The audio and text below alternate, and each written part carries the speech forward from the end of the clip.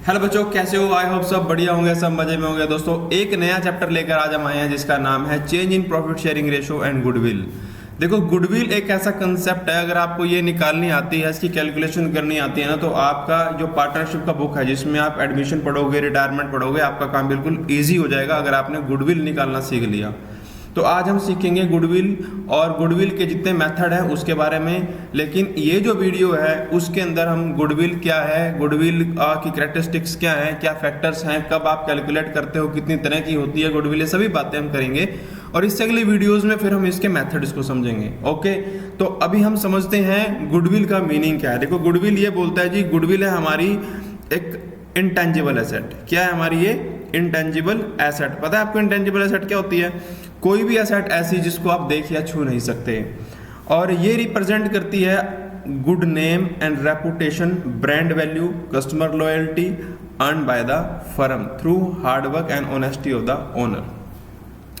अब यहाँ क्या बात बोली इसने कि जो हमारी गुडविल है वो क्या है? आपका एक अच्छा नाम, जो आपने एक ब्रांड नेम बनाया आप, वो है आपकी क्या? गुडविल। आपकी रेपुटेशन, आपकी कस्टमर लॉयल्टी, लोग आप पे, आपके ऊपर आंख बंद करके विश्वास करते हैं, तो ये क्या चीज़ होती है? गुडविल होती है। ये ऐसे नहीं आ जाती कि एक रात में ही आप गुडविल क्रिएट कर लो, इसके लिए आपको बहुत मेहनत करनी पड़ती है। जो कि इसने बोला आपको कि जो मेहनत करता है ओनर और जो उसकी ईमानदारी है उससे अर्न की जाती है गुडविल।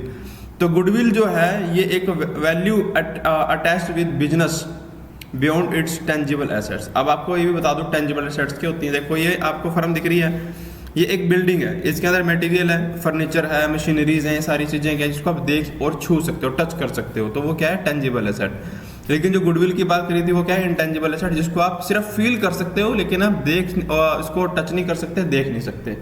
तो ये बात समझ में आई आपको?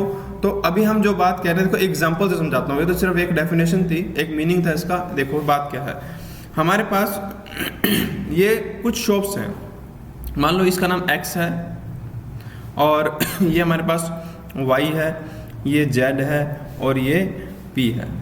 ठीक है, ये शॉप्स हैं 4 और ये शॉप्स किसकी हैं? सपोज करो ये शॉप्स हैं फास्ट फूड की, ये शॉप है फास्ट फूड की।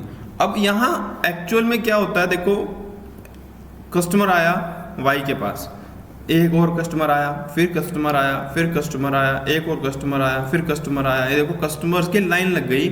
ये सभी भी तो फास्ट फूड ही बेचते हैं, ये भी फास्ट फूड बेचता है, ये भी फास्ट फूड बेचता है, ये भी फास्ट फूड बेच रहा है, लेकिन इन सब में से सिर्फ इसके पास ही क्या है? भीड़ इकट्ठा हुई। इसकी वजह क्या है? इसकी वजह है इसका जो मटेरियल है, इसका जो प्रोडक्ट है, इसकी जो सर्विस है, इसकी जो ब्रांड वैल्यू है, इसकी जो कमिटमेंट्स हैं, जो अपने कस्टमर्स को वैल्यूज देता है, जिसकी वजह से क्या है? एक व्यक्ति जब भी कोई फास्ट फूड खाने का नाम लेता है तो वो वाई का नाम सोचता है। ऐसे ही देखो, इसको और अच्छे समझना चाहो, अगर आपने मिठाई लेनी हो, अगर आपने मिठाई लेनी हो तो आप अपने एरिया में किसका नाम सजेस्ट करोगे? सपोज मैं आपके एरिया में आ रहा हूँ और मैं आपसे अगर पूछूं कि भाई मेरे को मिठाई लेनी है तो मैं किससे लूँ, तो आप मेरे को किसी ना किसी पर्टिकुलर फेमस पर्सन का नाम बताओगे कि आप इस शॉप पे जाओ, यहाँ बढ़िया मिठाई मिलती है। तो आप मेरे को बताना भी कमेंट के अंदर कि आपके एरिया में सबसे बढ़िया मिठाई किसकी शॉप पे मिलती है, और आप कहाँ से आप कहाँ बैठे हो इस टाइम और कहाँ से कमेंट कर रहे हो, कहाँ से वीडियो देख रहे हो।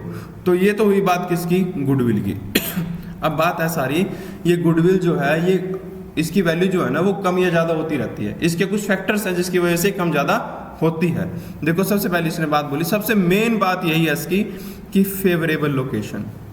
जो ये लोकेशन है ना किसी भी उसकी फर्म की, बिजनेस की, वो बहुत मैटर करती है।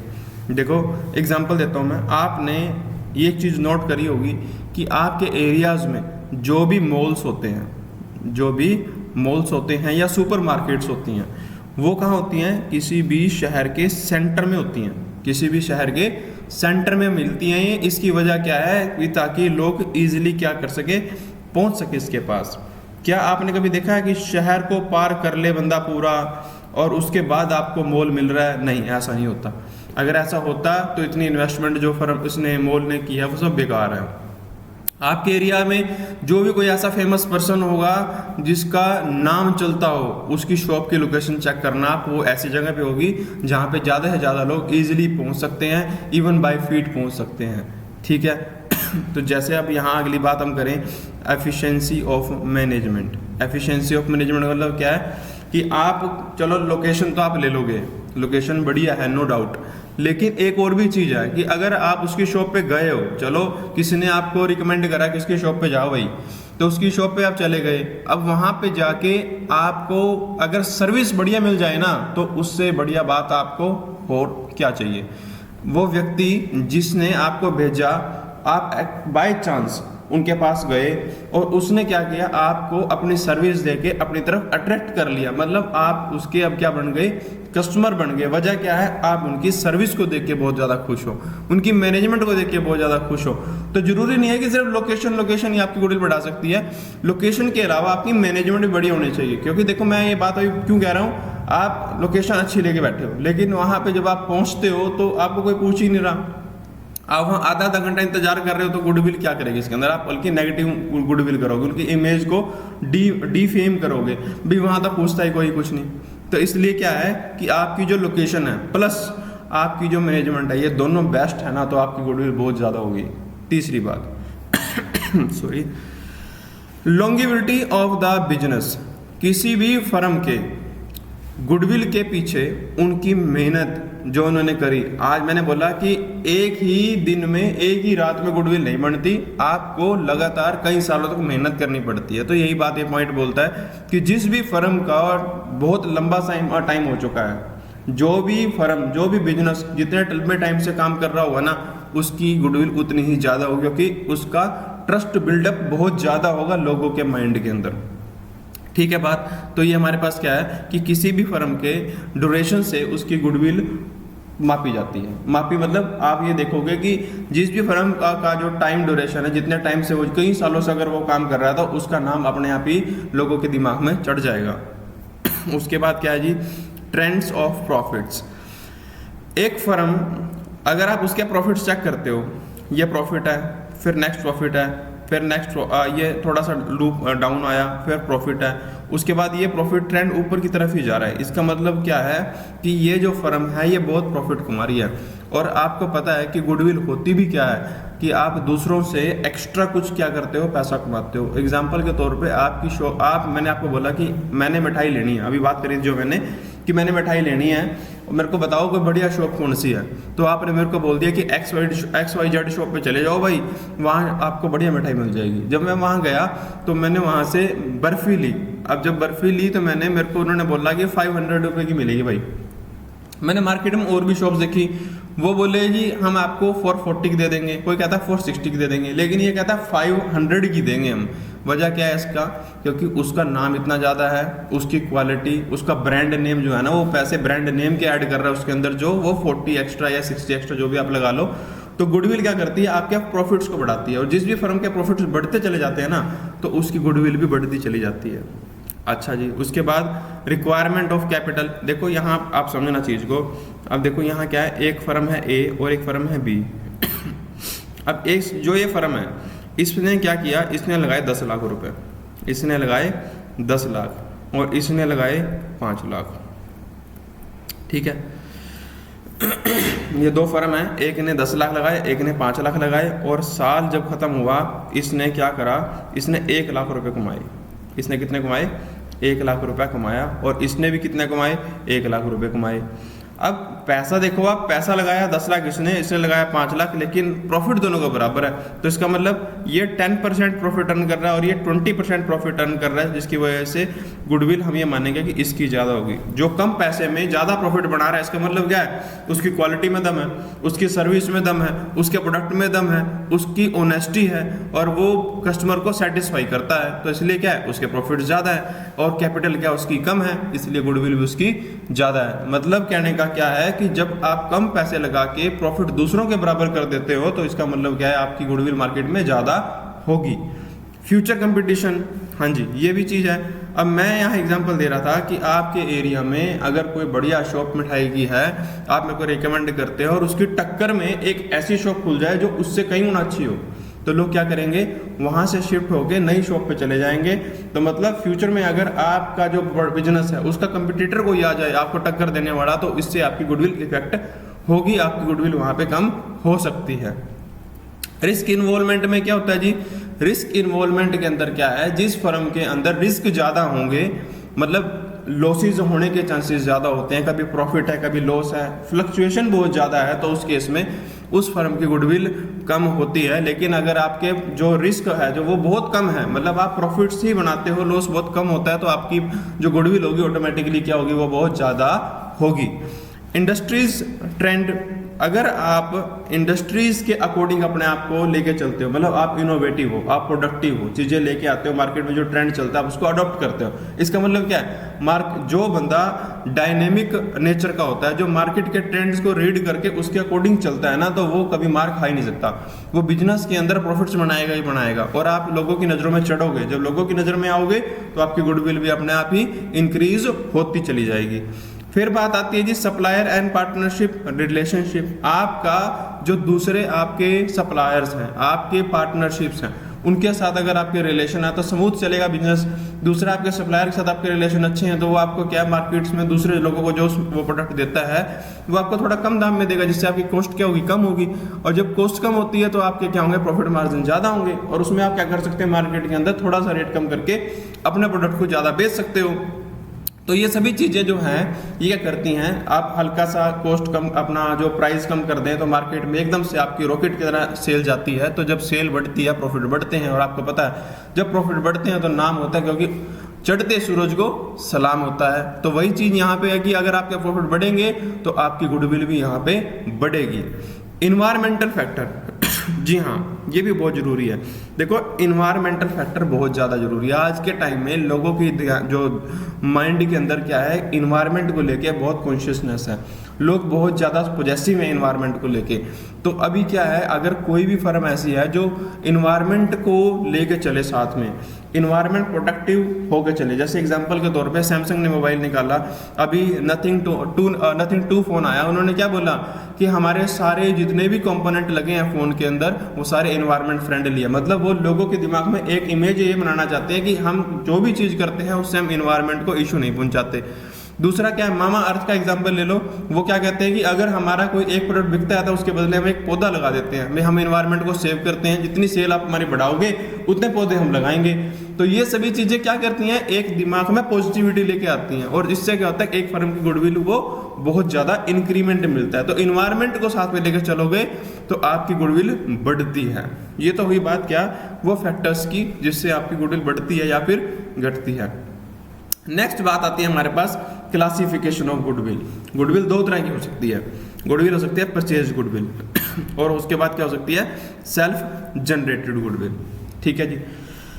अब आप अकाउंटिंग स्टैंडर्ड 26 इंटेंजिबल एसेट के अंदर ये सब चीजें पढ़ सकते हो, सारा प्रोसेस यहाँ पे दिया हुआ है। तो इसमें देखो हमारे पास परचेज गुडविल और सेल्फ जनरेटेड गुडविल के अंदर फर्क क्या होता है। सबसे पहले मैंने यहाँ ना इसका डिफरेंस बनाया कि आप अगर यहाँ पे चेक करोगे तो सबसे पहली बात क्या है, नेचर की बात है। अब नेचर क्या है, ये देखो इसने बोला कि ये जो गुडविल है it is acquired by making a payment. मतलब ये गुडविल क्या करते हो, आप किसी फर्म से खरीदते हो, किसी का बिजनेस आपने खरीद लिया तो उसकी गुडविल भी ऑटोमेटिकली आपने खरीद ली, उसके लिए आपने पेमेंट करी। लेकिन जो सेल्फ जनरेटेड गुडविल होती है ना वो ऐसा नहीं होती। उसमें क्या है, आप मेहनत करते हो बहुत लंबे टाइम तक, जो हम पढ़ रहे थे अभी पीछे, आपने मेहनत करी, आपने लोगों के दिल जीते, आपने अच्छी क्वालिटी दी, आपने अपना ब्रांड नेम बनाया, उससे जो जनरेट हुई गुडविल वो कौन सी होती है, सेल्फ जनरेटेड गुडविल।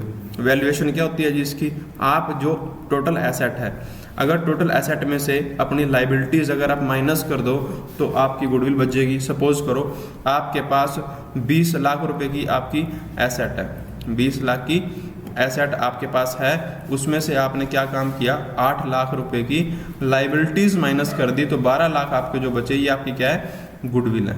ये क्या आपकी गुडविल। ठीक है जी। तो गुडविल को वैल्यूएशन करने का जो फॉर्मूला है किसमें, परचेज गुडविल हो गया एसेट माइनस में लाइबिलिटीज।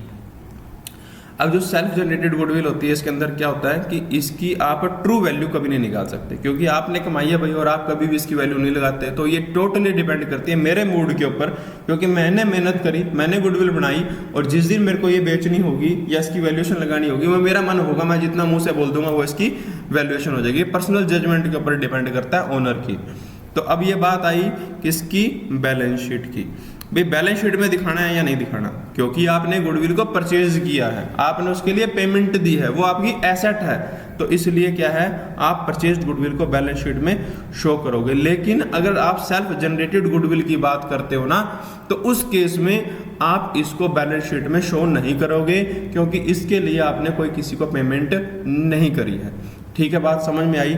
अब नेक्स्ट जो टॉपिक मेरे पास आता है वो मेरे पास क्या है कि हमें गुडविल को कैलकुलेट करने की जरूरत पड़ती क्यों है, मतलब हमें नीड क्या है गुडविल को कैलकुलेट करने की। तो समझो बात को, अगर आपका प्रॉफिट एंड लॉस का जो रेशो है प्रॉफिट एंड लॉस का जो रेशो है वो चेंज हो जाए अगर, तो उस केस में क्या होगा, आपको जो गुडविल की ट्रीटमेंट और जो गुडविल है आपको दोबारा कैलकुलेट करनी पड़ेगी, क्योंकि गुडविल भी फिर क्या होगी नए रेशो में बटेगी।